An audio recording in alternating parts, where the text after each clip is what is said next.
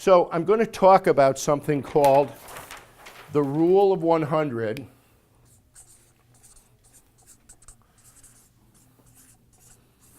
And folks, this is a general rule of thumb, so it doesn't apply to everybody.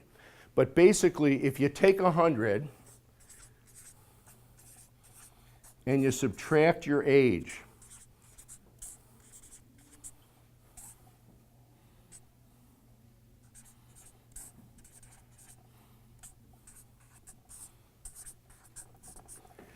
this tells you the approximate percentage of assets that you should have at risk based on the age that you're at. So at age 65 or 70 or 75, subtract that from 100, and it gives you a result, and that's about what you should have at risk. And why does it say that? Because at age 65 or 66, which I am, or 70 or 75 or 80, you don't have the time horizon left to recoup your losses after this wonderful 9.5-year run that we've had in the bull market. And most people at this point are way up from where they were back in 2009 after the last fiscal crisis. And the question is, where do we think the market's going? So please pull out the chart that's in your folder. Okay, and it's the actual S&P 500 market chart, okay, for a 21-year period. It actually goes through 2016. I had a gentleman came in after my last workshop, and he took the chart, and he drew the line up, and then he drew it straight down. It was before that 10% last correction sort of adjusted itself back up again. But if you look, I mean, the market's down 300-400 points in the last 2 days. And the question is, where do you see it going? So look, back in 99, 2000, the market's at this point, and we have the 2001 World Trade Center, tech bubble, all kinds of things, market crashes, okay? From 2001 to 2007, 2008, the market has a nice comeback. Okay, what happens? We have the housing bubble, we have the failure of a number of financial institutions, and the market drops even steeper than it did back in 2001. And then it starts coming back again. Okay, and we've had a 9.5-year bull run now, folks. And the question is, where do you see the market going? I had one gentleman, he said, it's going up and up and up and up. And I go, you know what? I hope you're right. But what if it doesn't? What would a 30 or 40% decline do to your ability to live through your retirement in the lifestyle that you want to live through retirement in? That's what that first card was that I held up before. American Equity Survey says, what's the top retirement fear? Americans' top fear is outliving their income. So if you have a 30 or 40% adjustment in your account, how is that going to impact you? So I want to talk about the topic that I've mentioned several different times tonight, and that's a fixed indexed annuity.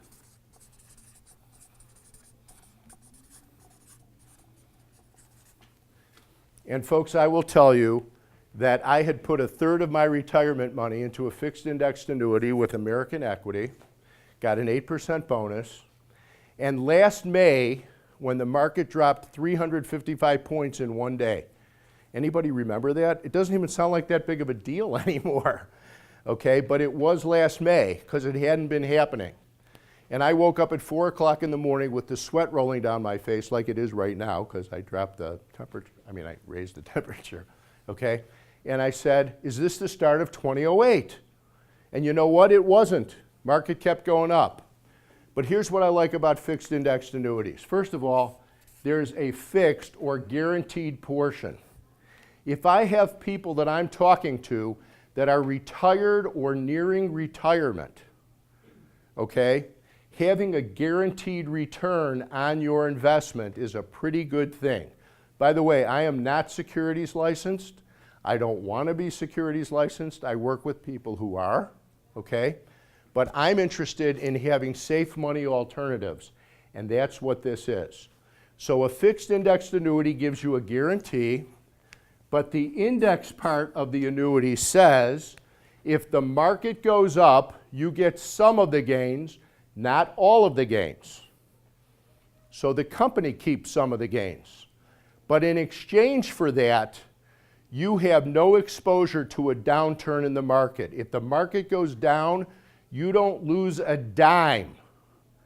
And that's of the money that you put in, plus any bonuses that you got, plus any gains that have been credited to your plan. You don't give any of that back. So I actually want to read a couple of excerpts from this book, Blind Faith. It's written by a guy named Edward Winslow, and I actually just really get a charge out of this because Edward Winslow says it way better than I can. A couple of quotes. His first one says, "If there's a possibility of losing money, we are talking speculation, not investment." Okay, speculation, not investment. Next quote, "If your principal is at risk, you're not an investor, you're a gambler." Okay, so really, if you think about the investments you have in the stock market, whether it's stocks, bonds, ETFs, mutual funds, I don't care. There's different levels of risk, but every one of those has a level of risk, including bonds. The day of bonds being the safe alternative is gone. If interest rates spike and you have bonds at a really low interest rate, the value of your account is going down.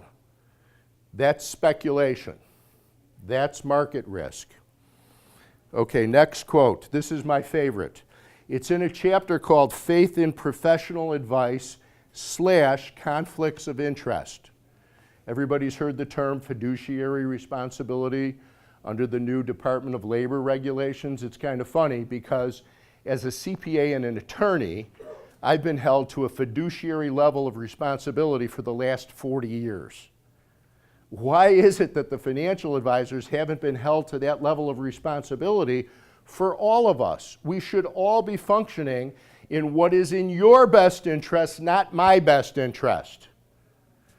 So here's the quote. Well, and by the way, this is an anonymous quote by one of the leaders of one of the major brokerage houses. Well, the broker made money, and the firm made money, and 2 out of 3 ain't bad. How do you guys like that one, huh? Pretty nice, okay. Okay, but this is really the one that I want to get to because it really demonstrates what a fixed indexed annuity is, because I get that question all the time. Another way to look at fixed indexed annuities would be to walk into a Las Vegas casino and see 2 blackjack tables. Anybody here ever go to Las Vegas and play blackjack? Don't be shy. He's the only honest one in the room. Thank you. Okay, I know more of you have. Okay, you see 2 blackjack tables. Table 1 is your usual blackjack game where you place your bet, and if you win, you get 100% of your bet from the casino. But if you lose, they take 100% of your money. It's happened to me a couple of times. Okay, table 2 is called fixed index blackjack. The only difference is that when you win, you get 60 to 70% of the bet. But when you lose, the casino does not take your money. Which would you rather play? Okay, and that's the concept of a fixed indexed annuity. So folks, here's the deal. The markets keep running, okay, and you're saying to yourself, well, my account is doing great. Why would I want to take money out of that stock account, out of that mutual fund account, out of my ETF account, and do this? I'm making all this money. And the answer is just like the variable annuity. While the market's going up, your account's going up. But when the market turns down, you're taking all those losses. And what does a 30 or 40% loss do to you at this stage of your life? Not back in 2001 or 2008, but today. So what I'm encouraging you is to think about some portion of your net worth. And I'm not talking about taking all your money out of all your investment accounts and moving it into fixed indexed annuities. The companies won't even let you do that because they want you to have a certain amount of liquidity outside of this plan that you can still tap into. But if the market keeps going up, you're going to make money here too. You may be giving up 3 or 4%, okay? I made 10.32% last year in my annuity, okay, with no downside risk. Could I have made 14 or 15%? Maybe. Maybe. Depends on how I invested it. But I didn't have to worry about it. Okay? So it's really just a situation where what I'm encouraging is that we not give back our gains to the market. Look, folks, you control it right now, even with the nuttiness that's been going, the kind of sideways spiking that we've been seeing since the first of the year. Really, it was the end of January. But if you look, the last article I read said, well, we've pretty much given back our 2018 gains. Now, maybe we've gotten some of those back again, okay? Don't give your gains back to the market. I gave 45% of my gains back in 2008.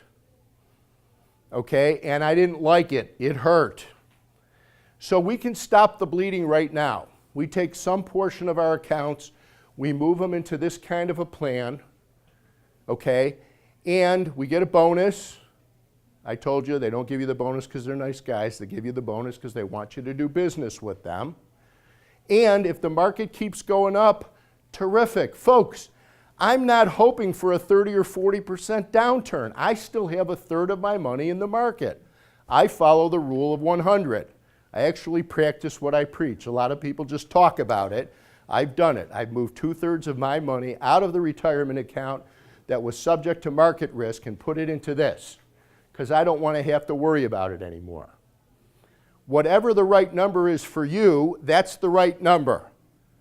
Okay, but what I'm encouraging is don't give all the gains back.